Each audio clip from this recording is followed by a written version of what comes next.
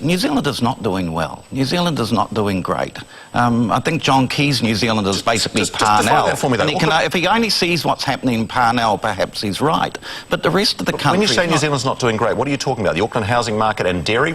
And low wages and people not even being able to afford one house for one family, but having 3 or 4 families into a house. This is the National Party that boosted the basic benefit. The benefit can go up, but if house prices and other things are going even above that, then that's what causes housing affordability.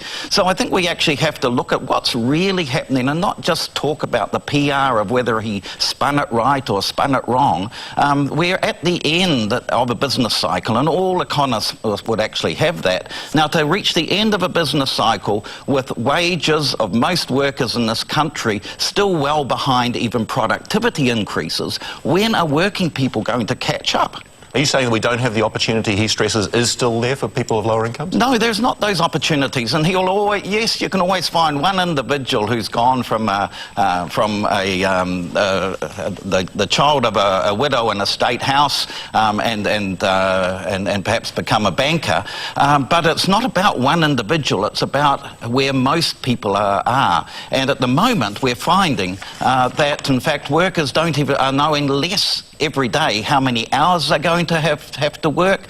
That resonates with a New Zealand who realise that the way to get ahead is, and to have a stable family, is to buy a house. But if you can't buy a house in Auckland, how can you have that life, that aspiration? But some of this, Simon, is about expectations. A lot of young people I know, and they're peers of mine. Oh, we're not doing older person talking about the young people.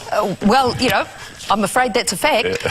Their expectations are so high. You talk to younger people and they say, well, I can't afford the house I want, which happens to be a 3-bedroom villa in Grey Lynn. Do you think and you talk to them... No, I'm not saying that you shouldn't aspire to that, but as your first home, there's nothing wrong with investing in an apartment or going into an apartment or living in the suburbs. A lot of young people won't do that. They all want to live in the inner city. So despite that, though, the facts show that... We're talking two narratives. Yeah, absolutely. The facts show there is... Hang on a second, Robert. The facts show there is record low home ownership for the last 50 years at the moment, so the trend is quite clear.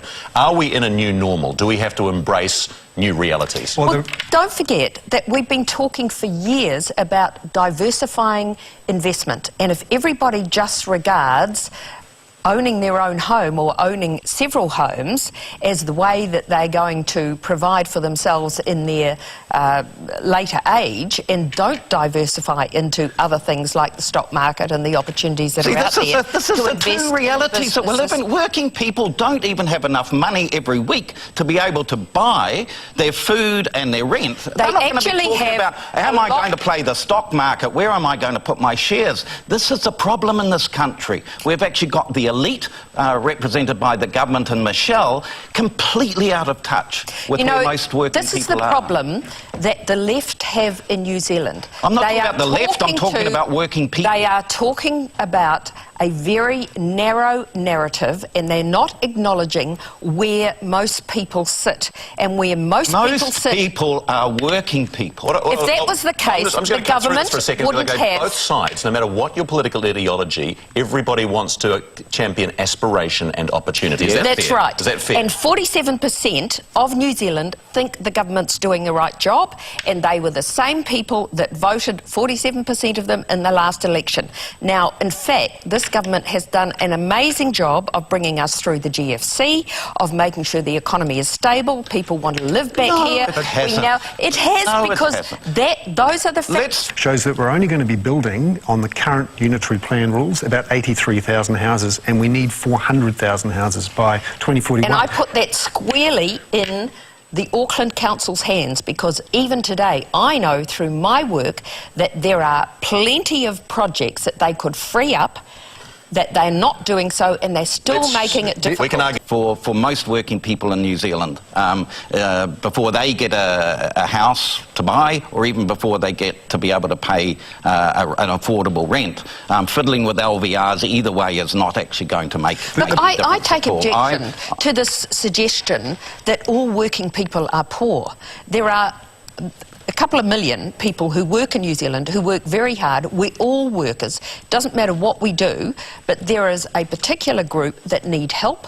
that this government has given help. But I think to say all working people are finding it difficult to buy a house is absolutely untrue, and it's irrelevant. And it's one of the reasons it is totally irrelevant. If most of the members of my union are actually on less than the living wage, they are. Well, then that's your problem. You haven't done a good job for them. That's the issue. So you're saying working in a supermarket, working in Bunnings, working in Mitre 10 is not good jobs? If they we should respect workers. We do. And you're trying to say that workers don't work hard if they are poor. That's not the case bullshit, at all. and you know that. That is not the case at all. Robert, if the people in your union are not earning enough money, you're not doing a good enough job for it. But the fact is that most people you actually blame us for low wages, not the owners of the big supermarkets. You're the one that looks after them, right? So we're the one that gets often thrown out of companies for trying to look after those people. Well, you should get on better with the employers. The fact is that most people in New Zealand are workers.